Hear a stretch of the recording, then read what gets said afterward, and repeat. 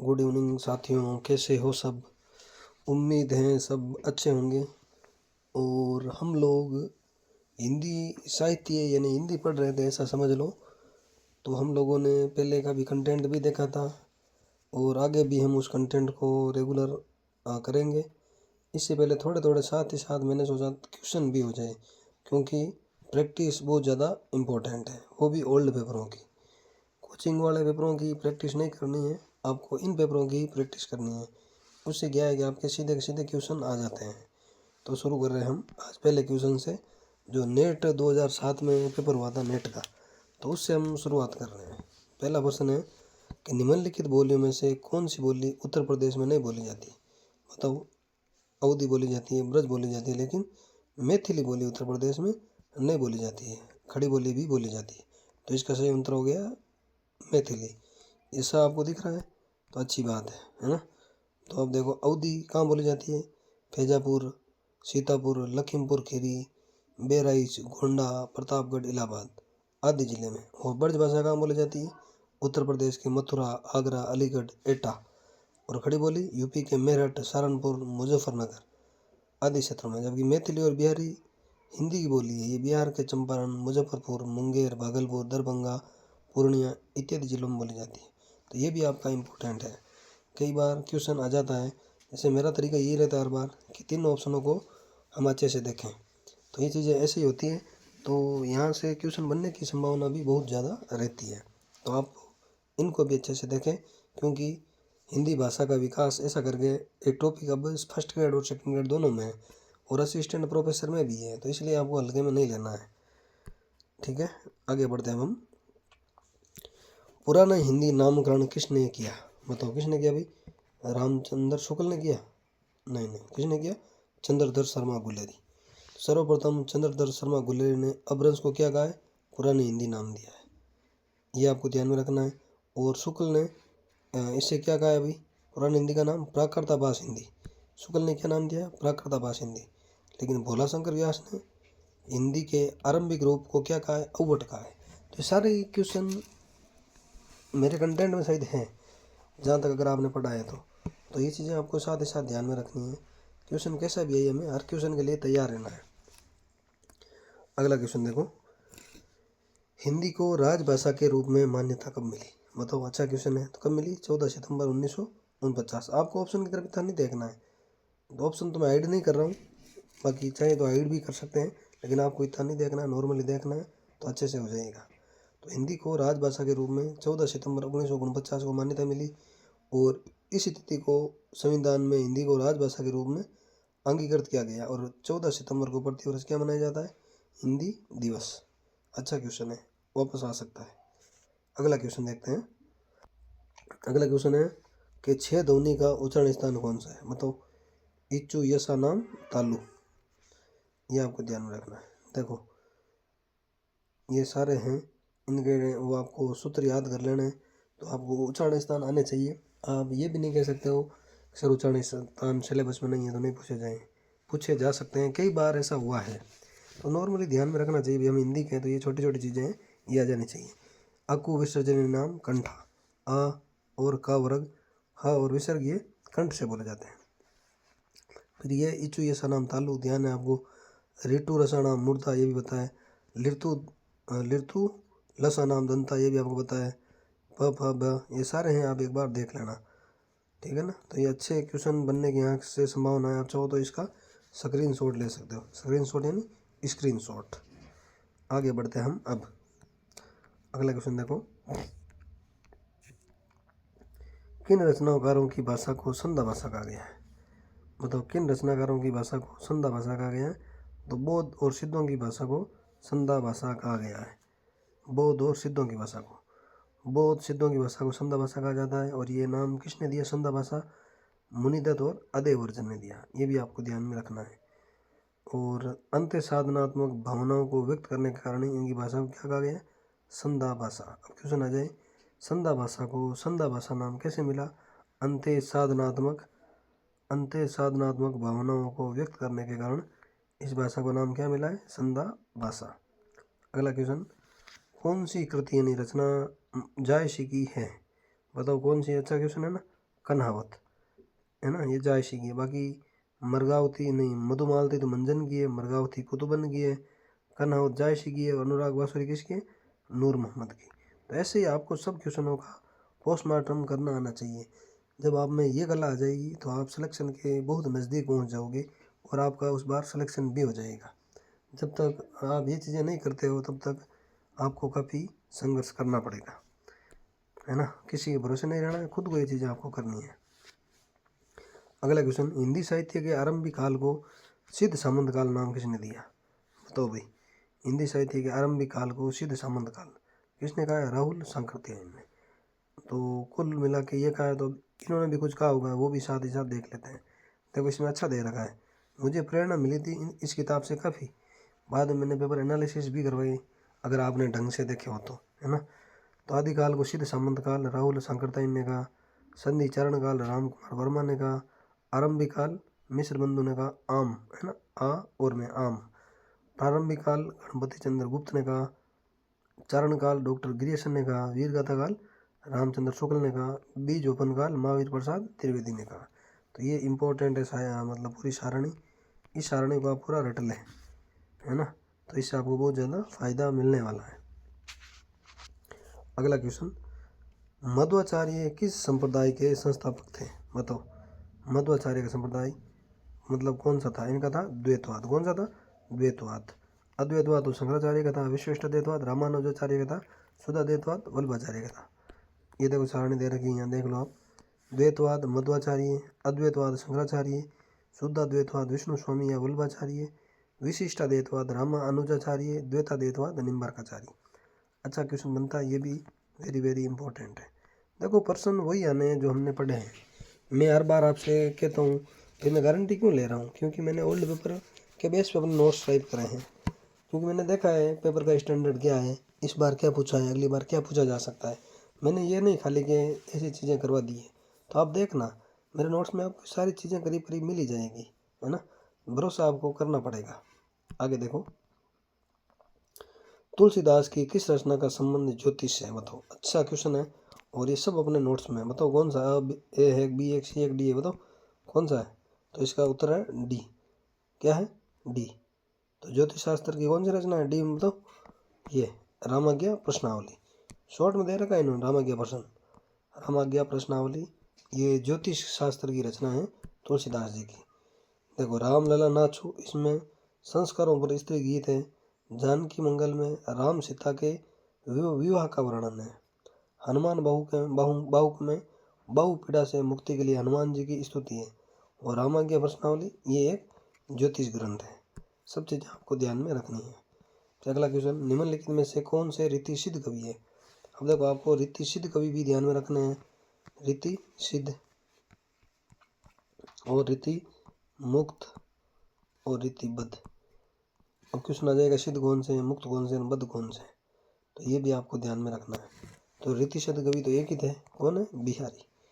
बिहारी। मुख्यतः बिहारी की गणना रीति सिद्ध कवियों में की जाती है। रीतिबद्ध कवियों में आते हैं चिंतामणि, पद्माकर, देव, मतीराम इत्यादि कवि किस में आते हैं? रीतिबद्ध में। जबकि रीति मुक्त में घनानंद, आलम, ठाकुर, बोधा और द्विजदेव इनके नाम आते हैं। तो ये छोटी छोटी चीज़ें हैं, आपको ध्यान में रखनी है। और आवाज़ मेरी अगर सही नहीं आ रही है तो आप कानों पे जोर लगा के इनको सुने, क्योंकि आपको एग्ज़ाम क्रैक करना है।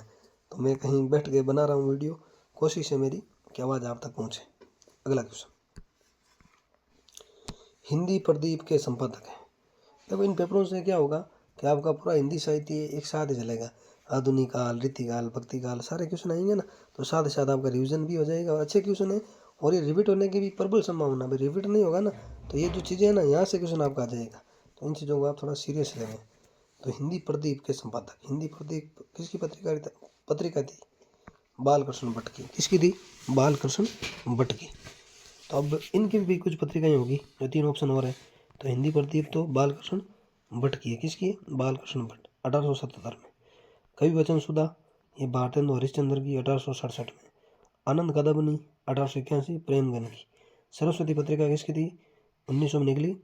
राधा कृष्ण दास सरस्वती के संपादन मंडल में थे, है ना। सरस्वती पत्रिका को फेमस किसने किया था? बताओ, जिनके नाम पे पूरा युग चला है, कमेंट करना, फिर देखते हैं कितना आपको आता है। ठीक है। अगला क्वेश्चन, शेर सिंह का शस्त्र समर्पण के रचनाकार कौन है? जयशंकर प्रसाद। शेर सिंह का शस्त्र समर्पण जयशंकर प्रसाद की रचना है, अच्छी रचना है। ये जयशंकर प्रसाद की होगी। राम की शक्ति पूजा निराला की है। इन्होंने क्या करा, अभी लेखक है तो लेखकों की 1-2 रचना दे दी कि अगली बार पूछी जा सकती है। और पेपर सेटर कभी भी किताब लेकर पेपर नहीं बनाता है, ये मैं हर बार बात करता हूँ, तो ये भी आपको भी ध्यान में रखना है। पेपर सेटर क्या करता है, पुराना पेपर लिया, उसी ऑप्शनों में से नया पेपर क्रिएट कर देता है। तो आपको ओल्ड पेपर को पूजना है, उनकी पूजा करनी है रोज़, वो ज़्यादा इंपॉर्टेंट है। बाकी मैं करूँगा, आप देखो, एक इसका किताब का मैं पेपर सॉल्व करवा दूंगा, एक यूथ पब्लिकेशन की आती है उसके भी आपको तो सॉल्व करवा दूंगा, और आरपीसी के मैंने करीब करीब करवा रखे हैं, और भी करवा दूंगा। 2 जो 22 के बाद हुए ना, वो भी करवा दूंगा, चिंता नहीं करनी है आपको ना। और दिल्ली किसकी रचना भी? दिनकर की। देखो अच्छी रचना है दिल्ली, कभी आपने सुनी नहीं होगी। दिल्ली दिनकर की रचना है। झांसी की रानी सुभद्रा कुमारी चौहान की रचना है। और दिल्ली तो आपको याद रखना है, क्योंकि दिल्ली में भी चुनाव है ना। तो चुनाव में तो क्या पता पूछ रहे दिल्ली किसकी रचना है, तो ये रामधारी सिंह दिनकर की रचना है। ठीक है साथियों, कुछ प्रश्न और देख लेते हैं। कभी कुछ ऐसी तान सुनाओ जिससे उथल पुथल मच जाए। पंक्ति किसकी है? बालकृष्ण शर्मा नवीन की, है ना। आप भी इतनी उथल पुथल मचाओ कि सिलेक्शन हो जाए। तो ये पंक्ति है बालकृष्ण शर्मा नवीन की। अब इन तीनों की भी कुछ पंक्तियाँ दे रखी है, देखो। मुझे तोड़ लेना वनमाली, उस पथ पर तुम फेंक देना, मातृभूमि पर शीश चढ़ाने जिस पथ पर जावे वीर अनेक। ये मक्खनलाल चतुर्वेदी की रचना है। इनकी उपाधि है साहित्य देवता, है ना। ये आपको ध्यान में रखना है। फिर एक राम नरेश त्रिपाठी की एक पंक्ति है, सच्चा प्रेम वही है जिसकी तृप्ति आत्म बल पर निर्भर हो। ये किसकी है? राम नरेश त्रिपाठी की। फिर सोहनलाल द्विवेदी की एक रचना, न हाथ एक शस्त्र हो न हाथ एक अस्त्र हो, न वीर वस्त्र हो हटो डरो। सोहनलाल द्विवेदी की पंक्ति क्या है? न हाथ एक शस्त्र हो न हाथ एक अस्त्र हो, न अनवीर वस्त्र हो हटो नहीं डरो नहीं बढ़े चलो बढ़े चलो। ये तीनों पंक्तियाँ वेरी वेरी इंपॉर्टेंट है, आप एग्जाम में पूछी जा सकती है। क्योंकि देखो, अगर मैं पेपर सेटर होता तो मैं यहीं से क्वेश्चन बनाता, और आपको भी यही सोचना है। अब आप ये मत बोलना कि आपको पेपर सेटर कौन बनाएगा, भाई क्या पता बना भी दे। अगर नहीं बनाएंगे तो आप खुद पेपर सेटर होते तो पेपर क्वेश्चन कैसे देते हैं वो आप खुद सोच सकते हो। अगर आप सीरियस एस्पिरेंट हो, यानी सीरियस अच्छे से पढ़ने वाले हो, तो आप खुद सोच सकते हो कि मैं पेपर सेटर होता तो किस तरह का क्वेश्चन देता। तो आपको डरना नहीं है ना। कुछ ऐसी तान सुनाने जैसे सब छात्रों में उथल पुथल मच जाए, तो उथल पुथल ऐसे ही मचती है। तो आपको ये चीज़ें ध्यान में रखनी है। अगला क्वेश्चन, इनमें से कौन नकेनवादी रचनाकार नहीं है? बताओ। नकेनवाद में 3 रचनाकारों का नाम है, बताओ कौन से नहीं है? ये नहीं है, ये नहीं है। तो इसमें सी सही ऑप्शन क्या है? सी। नकेनवाद में 3 रचनाकार हैं। देखो, नकेनवाद लगभग प्रयोगवाद के साथ चलने वाली काव्य धारा है। प्रयोगवाद की स्थापना किसने करी थी? अपने अज्ञेय ने। किसने करी थी? अज्ञेय जी ने, 1943 के आसपास, है ना। इनके सप्तक आए थे ना 4, वही तो उनके आसपास, यानी साथ ही चलने वाली काव्य धारा है नकेनवाद। पर यह स्वतंत्र आंदोलन के रूप में 1956 में सामने आता है। नकेनवाद कब सामने आता है? 1956 में। और इसका दूसरा नाम परपत्यवाद भी है। ठीक है। अब नकेनवाद का दूसरा नाम क्या है? परपत्यवाद। अगली बार क्वेश्चन पूछ ले, निम्न में से कौन परपत्यवाद में नहीं आता, तो ये आपको कंफ्यूज नहीं होना है। ये नलिन विलोचन शर्मा, नरेश कुमार, नहीं, केसरी कुमार और नरेश। केसरी कुमार और नरेश। ये नरेश कौन सा है? बताओ। नरेश मेहता नहीं है, अलग नरेश है। तो ये भी आपको ध्यान में रखना है। जबकि केदारनाथ सिंह ये 30वें सप्तक के कवि है। 30वां सप्तक कब आया? 1959 में। पहला कब आया? 1943 में। ये सारे आपको ध्यान में रखना है। दूसरा कब आया बताओ? 51। तीसरा 59। चौथा कब आया? ये आप कमेंट करके बताना। अगला क्वेश्चन, हरिजन गाथा किसकी रचना है? बताओ, हरिजन गाथा किसकी रचना है? नागार्जुन की। ये नागार्जुन की रचना है। देखो, मेरा उद्देश्य ये पेपर नहीं बताना, मेरा उद्देश्य ये आसपास वाली चीज़ें बताना। इससे आप क्या है कि ओल्ड पेपर कोई भी सोल्व करो ना, तो आपकी खुद की दृष्टि जग जाए कि नहीं नहीं, ऐसे तो सिलेक्शन नहीं होगा, हमें कुछ अलग करना पड़ेगा। तो अलग मैंने भी ऐसे ही किया है। मेरी 2 महीने की तैयारी थी फर्स्ट ग्रेड की। कितनी थी? 2 महीने की नॉर्मली तैयारी थी, ज़्यादा नहीं थी। तो मैंने ओल्ड पेपर को इतना ज़्यादा पढ़ा कि ओल्ड पेपर खुद कन्फ्यूज हो गए और सिलेक्शन भी हो गया। तो आपको भी ऐसा करना है ना, तो आपका भी हो जाएगा। तो हरिजन गाथा किसकी रचना है? नागार्जुन की। नागार्जुन प्रगतिवादी कवि थे, ये भी आपको ध्यान में रखना है। अब देखो, ये जो 3 ऑप्शन हो रहे हैं, इनकी भी एक एक रचना देख लेते हैं। हरिजन गाथा नागार्जुन की है, मोचीराम धूमिल की है, बची हुई पृथ्वी लीलाधर जकुड़ी की है, दुनिया रोज बंदी है, ये किसकी? आलोक धनवा की। सारी रचना इम्पोर्टेंट कह सकते हो आप। देखो मैं वही बताऊंगा जो इम्पोर्टेंट है, बाकी हमें कुछ आता ही नहीं, हमें सब इम्पोर्टेंट ही आता है। अगला क्वेश्चन, इनमें से कौन सी रचना कृष्णा सोबती की है, बताओ कौन सी है। तो जिंदगी नामा, कौन सी है, जिंदगी नामा। तो भाई ये 3 रचना ये किसकी है, ये भी आपको ध्यान में रखनी है। तो देखो विजन, ये 2002 में रचना ये थी मैत्रेयी पुष्पा की। किसकी थी, मैत्रेयी पुष्पा। विजन किसकी, मैत्रेयी पुष्पा की। फिर आवा, आवा किसकी, चित्रा मुदगल की 99। फिर जिंदगी नामा, ये तो कृष्णा सोबती की। विरचित कोबरा, ये मृदुला गर्ग की। तो सारे क्वेश्चन आपको ऐसे ही देखना, इससे क्या है कि आपके अच्छे क्वेश्चन आ जाएंगे। अगला क्वेश्चन, ताजमहल का टेंडर किसका नाटक है। अच्छा नाटक है, देखो आपने पढ़ा ही नहीं होगा, तो ये अजय शुक्ला का नाटक है। किसका है, अजय शुक्ला। अजय शुक्ला, ये किसका है, अजय शुक्ला का नाटक है। तो तीनों ने कुछ और भी लिखा होगा भाई, तो ये भी इनके भी नाटक देख लो आप। इनका आया तो क्या बता, अगली बार ये पूछ लें। तो स्वदेश दीपक, इनका नाटक है सबसे उदास कविता। स्वदेश दीपक की कौन सी है, सबसे उदास कविता। फिर सुशील कुमार सिंह का सिंहासन खाली है, उदास कविता तो है स्वदेश दीपक, और सिंहासन खाली है सुशील कुमार सिंह। और विभू कुमार के कहे ईसा सुने मूसा। तो ये मेरे हिसाब से सारे चीज़ें इम्पोर्टेंट ही है, क्योंकि यहाँ वही चीज़ें बताई जाएगी जो इम्पोर्टेंट है। जो इम्पोर्टेंट नहीं है उन की हम बात नहीं करेंगे, और जो अच्छी अच्छी किताबों में हम उनकी बात करेंगे, और गाइड की हम बात नहीं करेंगे, क्योंकि गाइड क्या करती है, मिस गाइड करती है। तो आपको गाइड नहीं पढ़नी है, आपको पुराने पेपर देखने हैं, और जो आपके पास प्रमाणिक बुक्स है वो देखनी है। मैंने बुक लिस्ट पहले भी बता रखी है। और भी किसी को डाउट हो तो हमारा टेलीग्राम चैनल ज्वाइन कर सकते हो आप। AK जोधपुर, AK JODHPUR, बीच में @ लगा देना, ये अपना टेलीग्राम चैनल है, स्पेस नहीं है यहाँ, है ना।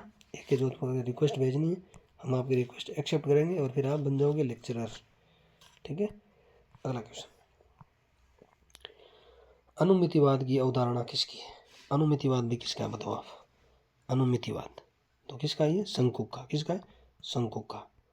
तो अब देखो अच्छा क्वेश्चन बनाना, अब देखो आपका काव्य शास्त्र भी कवर हो रहा साथ में। तो अनुमितिवाद की अवधारणा आचार्य शंकुक की है। तो देखो उत्पत्तिवाद या आरोपवाद किसने दिया, भट्ट लोलट ने। किसने दिया, भट्ट लोलट ने। अनुमितिवाद शंकुक ने।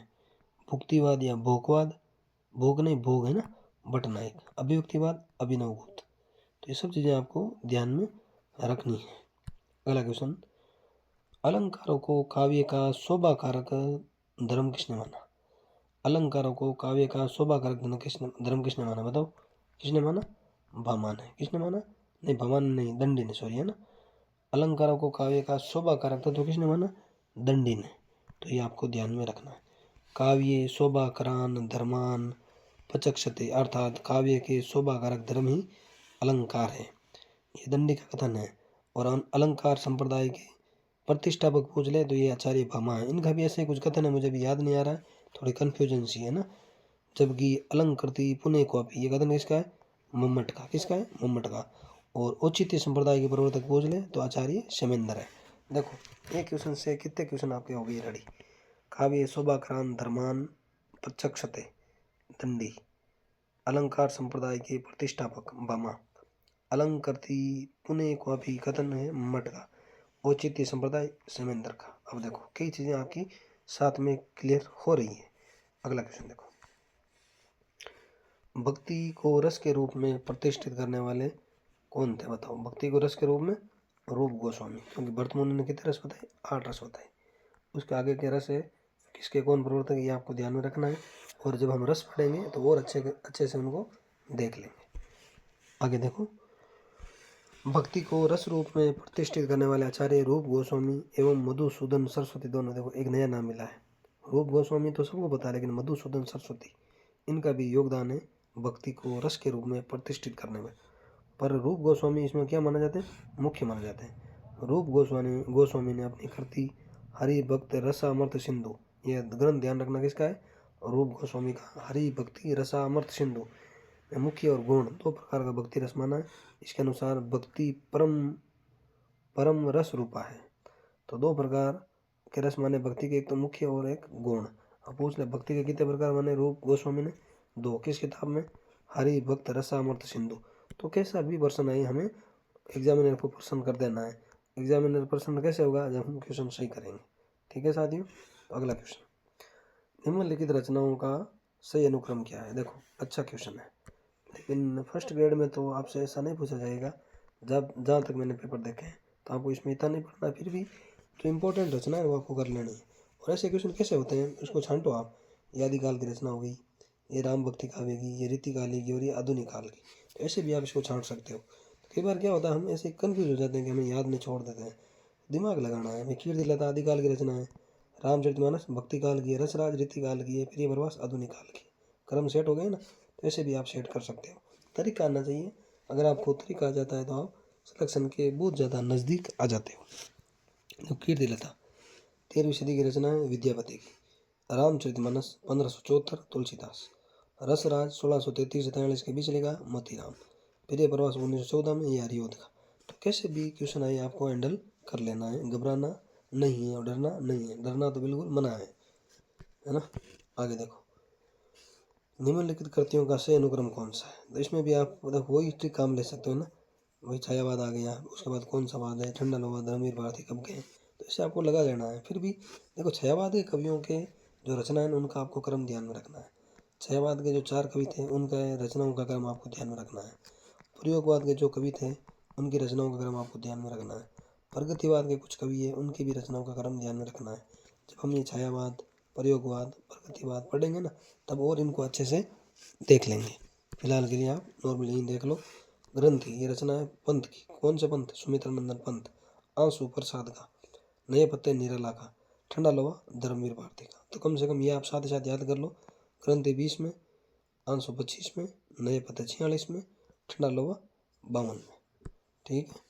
अगला क्वेश्चन, निम्नलिखित उपन्यासों का सही अनुक्रम क्या है। क्रम पूछ रहे हैं।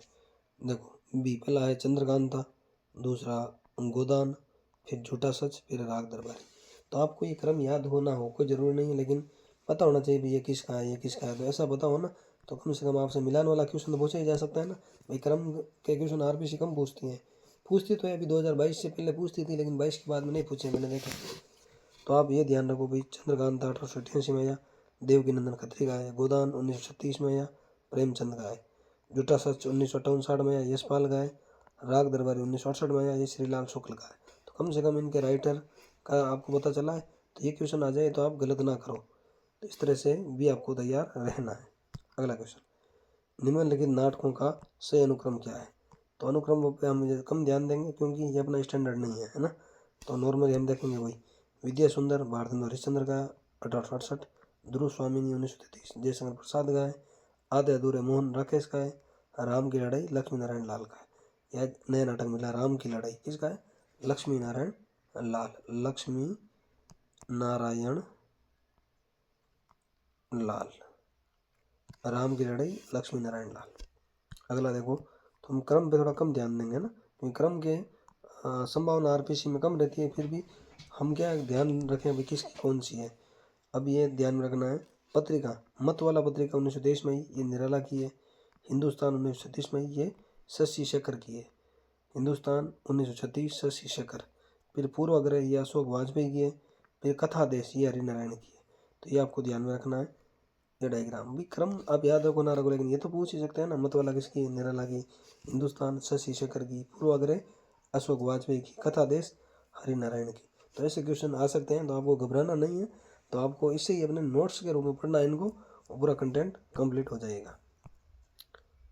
वीडियो काफ़ी बड़ा हो जाएगा, तो 25 क्वेश्चन इस वीडियो में देख लेते हैं, 25 हम अगले वीडियो में देखेंगे। 25 देखेंगे ना तो आपके भी क्या थोड़ी तैयारी हो जाएगी और आप अच्छे से कर लोगे। और साथियों डरना बिल्कुल नहीं है, अच्छे से तैयारी करनी है फुल कॉन्फिडेंस के साथ। और इस बार किसी भी हाल में आपको क्या लेना है, सिलेक्शन। ठीक है साथियों, मिलते हैं नेक्स्ट वीडियो में कुछ और क्वेश्चनों के साथ। जय हिंद, जय भारत।